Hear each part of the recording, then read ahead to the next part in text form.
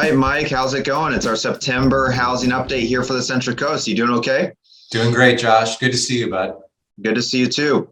Hey, so why don't you tell us what's happening with the mortgage rates and on your side of things?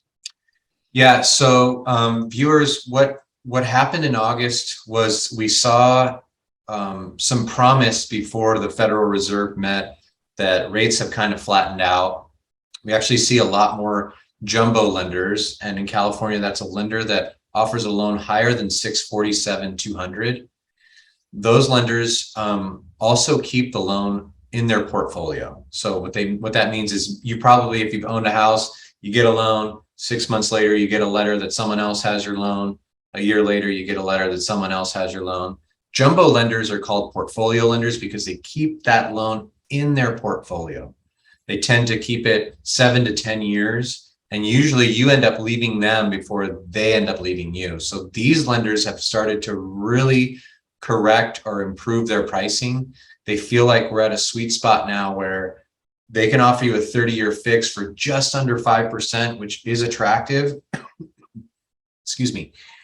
And, with one discount point or buying down the rate with just only 1 point, which is 1% of the loan amount, they can bank on keeping you for 6 to 7 years and getting the interest income from you, while other people are trying to play the game with, waiting to see what rates do, seeing if rates are going to go up again, because that would probably, force the seller to bring down their price, or waiting to see if the rates improve altogether so that their monthly payment can go down, making it more attractive for them right away. So that's what the game has been in August. Now, right at the end of August, the Federal Reserve, Jerome Powell, chairman, came out and said, look, I'm going to have to get really tough with inflation. And we no longer are trying to do this, soft landing. We're really trying to just get this thing back and correct it going down towards 2%, which their idea of neutral. That has upset the stock market quite a bit. And the 10-year treasury note has now gone to 3.3%, which is one of those indexes that we really watch as banks to price out our loans. We don't immediately increase our rates, but if that 10-year interest rate is going up, there's a good chance the 30-year mortgage is following it. Okay. Now, one other thing I want to tell you right now, I think it's very important to not sit on the sidelines and wait to see what are going to happen with interest rates. What I've been coaching my clients to do that get into transaction, especially with a seller that's had a house on the market more than 30 days, is offer them a good price, maybe even offer them listing price, and then ask for them to give you a seller credit of up to 1.5 to 2%. Okay, why is this important? A lot of people about the 30 to 45 day mark, their agents coming back to them and saying, we should probably drop the price, see if we get some more activity. So they're typically dropping 1 to 2%. So on a $500,000 loan, property, that's $5,000 to $10,000. Well, guess what? They would love to sell it for full price because owners are prideful. They think their house is the best house. But if you give them that price and they give you 2% seller credit, now I can use that percentage of seller credit, again, $5,000 to $10,000, to buy down your interest rate. We can look at rates that are well below 5%. We can look at 30-year mortgages that are under 5% because the seller is giving you the financing to buy that down. Now you still bring in your down payment, you still bring in your cash to close.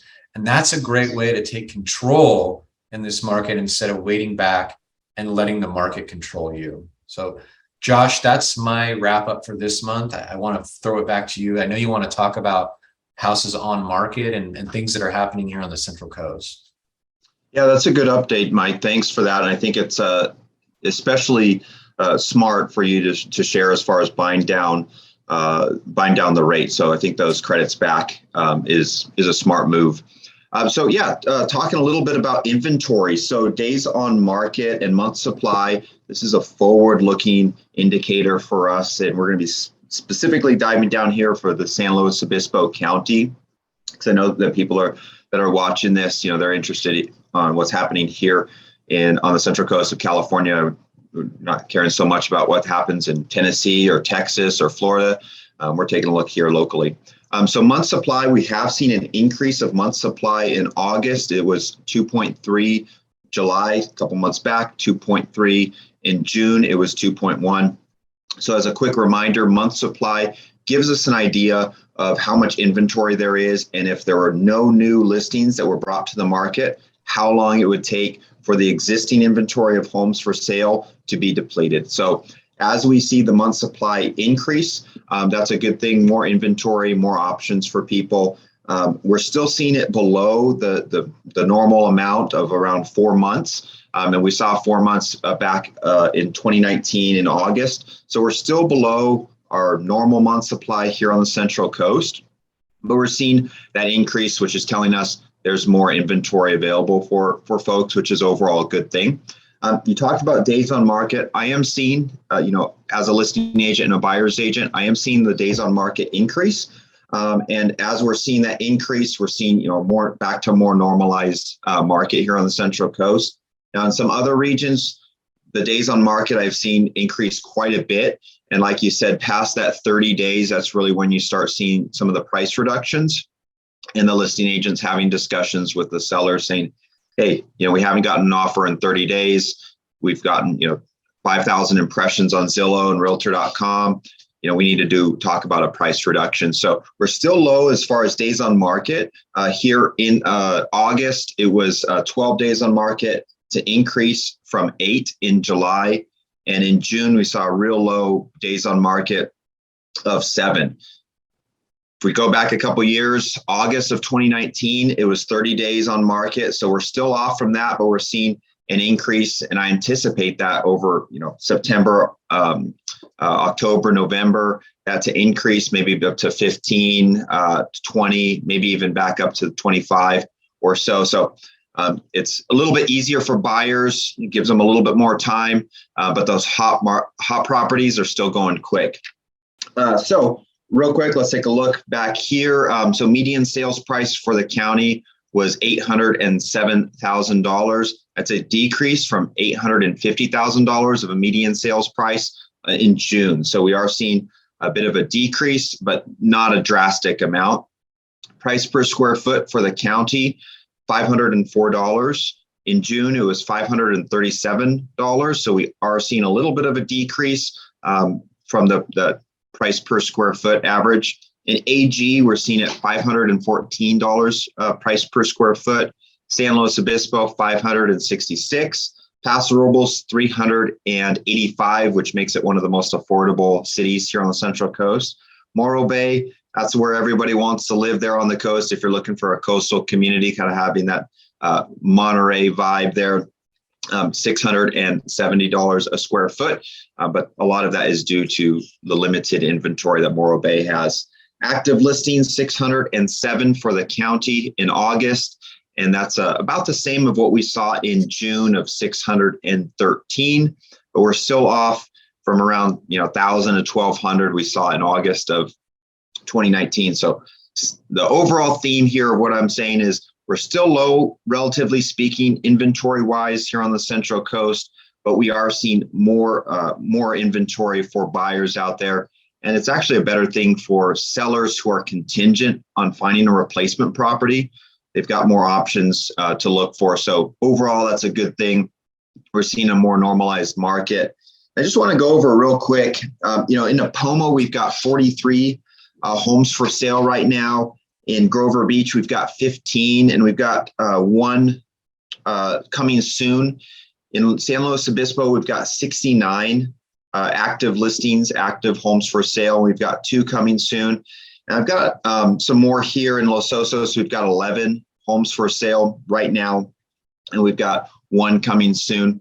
So if you're watching this and you're interested in getting more tailored approach, what I would recommend to you is that you click that survey below and give us an idea of where you're looking, and we can get you a tailored approach based on your budget. And it's only 90 seconds, that survey. Give us your budget, what you're looking for, what kind of property, what area, and I can also set you up with a tailored approach to get you those coming soon. So those homes that are coming to the market you can see them before anybody else. So it's a lot better than just looking on the Zillow and Realtor.com and Redfin. We'll get you that tailored approach. So that's my update for us, Mike. I think that it really comes down to we're seeing a more normalized market here on the Central Coast. But one last thing to consider, when people talk to me, buyers, sellers, people on the street know that I sell real estate and say, hey, what's going on with the housing market? Are we going to see a crash? And I say, no, not here on the Central Coast. We might see a little bit of a decrease in pricing, but we've got that demand. We're a coastal community. We've got that demand, and that's going to continue. But I do think that in some areas, especially in Midwest or maybe areas that are not on the coast that haven't seen that high demand, I think that we're going to see some price reductions in some metro areas. But here on the Central Coast, no, I think we're going to continue to see demand from the Bay Area and from LA and from the Central Valley and even out of state. Excellent. Well, Josh, thanks for your input today. And listeners, once again, just a quick redundant reminder, that survey in the body of the email takes about 90 seconds, and it really does help us tailor a report for you. That report will come out weekly, give you some updates on some of the stuff Josh is talking about, where price is coming down, how many more listings are on the market. And that'll just fill the void between our monthly updates for you to keep you informed. If you're not going to buy for 6 to 12 months, still makes a ton of sense to do this survey, because you'll start to see what Josh is talking about. As more houses stay on market longer, it starts to become more of a regular market. And that can be very good for buyers. As that starts to regulate, it's going to become closer and closer to a buyer's market. But thank you for your attention today, guys. And we'll see you next month in October for our market update then. Have a great month.